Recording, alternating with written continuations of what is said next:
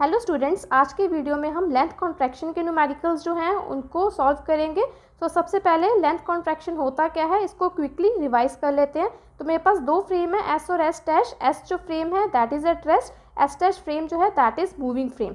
तो S dash frame जो है that is associated with the spaceship जो कि पर्टिकुलर वी वेलोसिटी से मूव कर रही है with respect to the earth. So ये जो स्पेसशिप की जो लेंथ होगी इसको मैं एक्चुअल लेंथ बोलूँगी, क्योंकि इस स्पेसशिप की लेंथ जो है that is with respect to the observer जो कि उसी फ्रेम में बैठा हुआ है, that is S dash frame. अब उसी स्पेसशिप की लेंथ को जब मैं एस फ्रेम से जो है वो मेज़र करूँगी, ऑब्जर्वर सपोज अर्थ पर प्रेजेंट है, अर्थ को मैंने रेस्ट फ्रेम कंसिडर करा, तो जो ऑब्जर्वर अर्थ पे प्रेजेंट है उसके विद रिस्पेक्ट टू जो स्पेसशिप है वो काफ़ी हाई वेलोसिटी से जो है वो मूव कर रही है इन द एक्स डायरेक्शन। तो इसके विद रिस्पेक्ट टू जो इसकी लेंथ होगी वो एक्चुअल लेंथ ना हो करके ये लेंथ क्या होती है वो डिक्रीज हो जाती है, जो कि क्या कहलाती है, that is the length contraction. तो हमारे पास लेंथ कॉन्ट्रैक्शन का फॉर्मूला क्या होता है, L is equals to L naught upon gamma.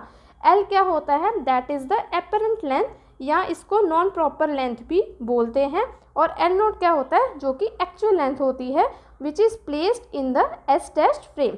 अब गामा जो होता है ये हमेशा 1 से बड़ा होता है, ठीक है, तो जिस वजह से L it is always less than L not, यानी कि जो अर्थ के विद रिस्पेक्ट टू जब मैं इस स्पेसशिप की लेंथ को मेज़र करूँगी तो वो हमेशा उसकी एक्चुअल लेंथ से क्या होगी, वो हमेशा लेंथ कम आएगी।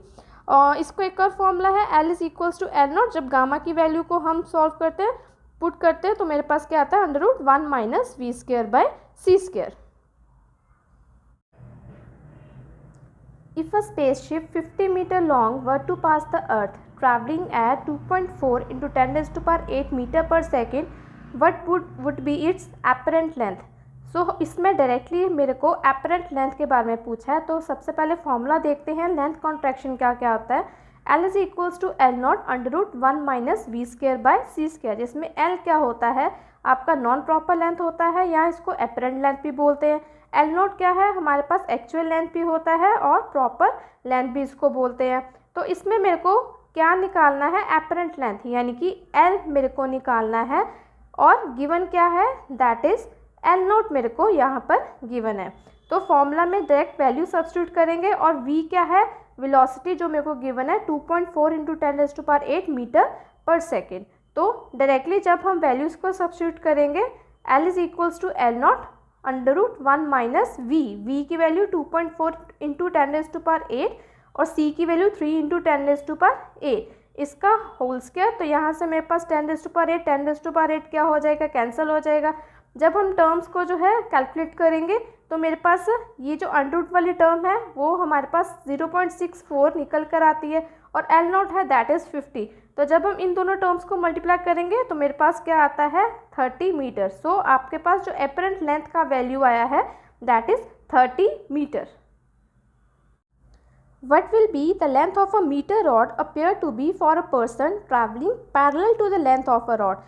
यानी मेरे पास दो फ्रेम्स है, एस और एस डैश, जिसमें एस क्या है, that is the rest frame, और एस डैश क्या है, दैट इज़ मूविंग फ्रेम जो कि वी वेलोसिटी से मूव कर रहा है। और यहाँ पर रॉड पड़ी हुई है जिसका लेंथ क्या गिवन है, दैट इज़ 1 मीटर, यानी कि एल नॉट मेरे को गिवन है 1 मीटर। और जो पर्सन है travelling parallel to the length of rod, यानी कि अगर रॉड की लेंथ जो है दैट इज़ 1 मीटर, तो जो पर्सन है वो उसी के पैरेलल क्या कर रहा है, मूव कर रहा है। तो इस फ्रेम के with respect to S dash में ही रॉड पड़ी हुई है, तो अगर ऑब्जर्वर एस डैश में है तो उसके विद रिस्पेक्ट टू ये जो रॉड होगी वो तो रेस्ट में होगा, पर ये जो ऑब्जर्वर बाहर एस फ्रेम में है इसके विद रिस्पेक्ट टू ये क्या होगा, दैट इज़ इन मोशन। तो मेरे को क्या निकालना है, इस एल नॉट यानी कि ये जो मेरे पास 1 मीटर रॉड है इसकी एपरेंट निकालनी है with respect to the observer that is sitting in the S frame, ठीक है। और यहाँ पर लिखा हुआ है 0.8 C relative to the rod, यानी कि जो मेरे पास इस एस डैश फ्रेम की वेलोसिटी है दैट इज 0.8 सी। तो हमारे पास फॉर्मूला क्या होता है लेंथ कॉन्ट्रैक्शन का, L is equals to L naught upon gamma, जिसमें गामा क्या होता है 1 upon under root 1 minus V square by C square. L मेरे पास नॉन प्रॉपर लेंथ या एपरेंट लेंथ है, एल नॉट जो कि एक्चुअल लेंथ या प्रॉपर लेंथ है, तो एल नॉट मेरे को गिवन है दैट इज 1 मीटर। तो डायरेक्ट हम क्या करेंगे, वैल्यूज़ को सब्स्टिट्यूट करेंगे, तो क्या होगा, L is equals to 1 under root 1 minus V square. v क्या है, दैट इज़ 0.8c। और यहाँ पर c के साथ क्या हो जाएगा, c कैंसिल हो जाएगा, तो अंडर रूट में क्या टर्म बची, 1 माइनस 0.8 का होल स्क्वायर। ठीक है, और जब इसको हम टर्म्स को सॉल्व करेंगे तो मेरे पास क्या आएगा, लेंथ दैट इज 0.6 मीटर या 60 सेंटीमीटर। सो जो मेरे पास लेंथ होगी मीटर रॉड की एस फ्रेम के with respect to, that will be 60 centimetre या 0.6 metre. Calculate the percentage contraction in the length of a rod in a frame of reference moving with velocity 0.8c in a direction parallel to its length. यानी हमारे पास दो frame है, S और S dash. S frame rest पर है, S dash moving frame है जो कि वी वेलोसिटी से मूव कर रहा है, और इसमें एक रॉड रखी हुई है जिसका जो एक्चुअल लेंथ है दैट इज एल नॉट। तो मेरे को क्या निकालना है कि जब ऑब्जर्वर एस फ्रेम में है तो उसके विद रिस्पेक्ट टू ये जो एल नॉट है ये कितना कॉन्ट्रैक्ट हुआ है, इसकी लेंथ कितनी कम हुई है, उसका परसेंटेज मेरे को निकालना है। तो again L is equals to L not under root 1 minus V square by C square, और वी मेरे को गिवन है दैट इज 0.8c। तो जब वैल्यू सब्स्टिट्यूट करेंगे तो मेरे पास क्या आता है, 0.6 एल नॉट, यानी कि जो एल है मेरे पास आया 0.6 एल नॉट। या इसको परसेंटेज की फॉर्म में बात करें तो एल क्या आएगा, 60% एल नॉट। मतलब कितना कॉन्ट्रैक्ट हुआ है, दैट इज़ द 40% क्या हुआ है, कॉन्ट्रैक्ट हुआ है। यानी कि अगर इस लेंथ को अगर मैं 100 मान के चलूँ तो इस फ्रेम के विद रिस्पेक्ट टू जो मेरे पास लेंथ पेयर होगी दैट विल बी 60 सेंटीमीटर। अगर ये 100 सेंटीमीटर है तो 60 सेंटीमीटर होगी। यानी कितना परसेंटेज कॉन्ट्रैक्ट हुआ है तो उसको हम माइनस करेंगे, यानी 40 सेंटीमीटर क्या हुआ है, वो लेंथ जो है वो कॉन्ट्रैक्ट हुई है। तो अब परसेंटेज की बात करी गई है, इसमें परसेंटेज पूछा गया तो मेरे को परसेंटेज की फॉर्म में आंसर निकालना पड़ेगा। So answer will be 40%। A rod has length 100 centimeter when the rod is in satellite with a velocity that is 1/2 of the velocity of light relative to the laboratory। अब laboratory क्या है, वो हमारे पास S frame है, क्योंकि laboratory जो है that is on earth and earth को हम रेस्ट फ्रेम कंसिडर करते हैं। और जो सैटेलाइट है वो कितनी वेलोसिटी से मूव कर रही है, 1/2 of the velocity of light, यानी कि 1/2 ऑफ सी। ये एस डैश फ्रेम जो है जिसको मैंने सैटेलाइट फ्रेम कंसिडर करा है वो इतनी वेलोसिटी से जो है वो मूव कर रही है, और उसमें क्या पड़ी है, एक रॉड पड़ी है जिसका लेंथ क्या है, दैट इज़ 100 सेंटीमीटर। सो हमको क्या निकालना है, what is the length of a rod as determined by an observer in the satellite. यानी उस रॉड की लेंथ मेरे को निकालनी है बाय द ऑब्जर्वर जो कि सैटेलाइट में ही प्रेजेंट है। ये ए पार्ट है और बी पार्ट क्या है, इन द लेबोरेटरी। सो सबसे पहले ए पार्ट को कैलकुलेट करेंगे। तो अब एस डैश फ्रेम क्या है, वो सैटेलाइट फ्रेम है, उसमें रॉड रखी हुई है जिसका जो लेंथ है दैट इज़ 100 सेंटीमीटर। तो अगर ऑब्जर्वर उसी एस डैश फ्रेम में बैठा हुआ है तो उसके विद रिस्पेक्ट टू ये रॉड क्या होगी, वो रेस्ट पे होगी, तो वो क्या होगा, that will be the actual length. So हमारा उस केस में जो आंसर होगा ए पार्ट का दैट विल बी 100 सेंटीमीटर। ठीक है, और लेबॉर्ट्री, अब लेबॉर्ट्री विद रिस्पेक्ट टू ये क्या है, मोशन में है। ठीक है, तो उस केस में हमारे पास हम लेंथ कॉन्ट्रैक्शन का फॉर्मूला लगाएंगे, L is equals to L not under root 1 minus V square by C square, जिसमें एल नॉट क्या है, दैट इज़ 100।